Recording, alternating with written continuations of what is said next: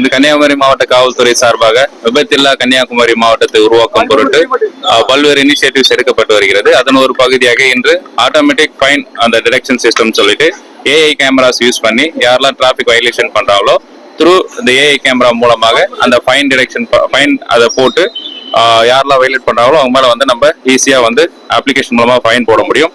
இதன் மூலமாக கடந்த வருடம் பாத்தீங்கன்னா நம்ம மாவட்டத்துல ஹெல்மெட் போடாம உயிரிழந்தவர்களின் சதவீதம் வந்து 65% வந்து ஹெல்மெட் போடாம தான் விழுந்திருக்காங்க. ஸோ இது போல நம்ம ஆட்டோமேட்டிக்கா நம்ம பண்ணும்போது 24/7 யாரெல்லாம் வயலேட் பண்றாங்களோ அவங்கள மானிட்டர் பண்ண முடியும். இதன் மூலமா நம்ம கன்னியாகுமரி மாவட்டத்துல எல்லாரும் இந்த டிராபிக் வயலேஷன் வந்து ப்ராப்பரா வந்து மீறாம எல்லா ரூல்ஸ் அண்ட் ரெகுலேஷன் ஃபாலோ பண்றது வந்து உறுதிப்படுத்த முடியும். முதற்கட்டமாக நார்கோயில் சப்டிஷன்ல பைலட் பேசிஸ்ல இந்த திட்டத்தை வந்து ராஜலட்சுமி காலேஜ் ஸ்டூடெண்ட்ஸோட இணைந்து பண்ணியிருக்கோம்.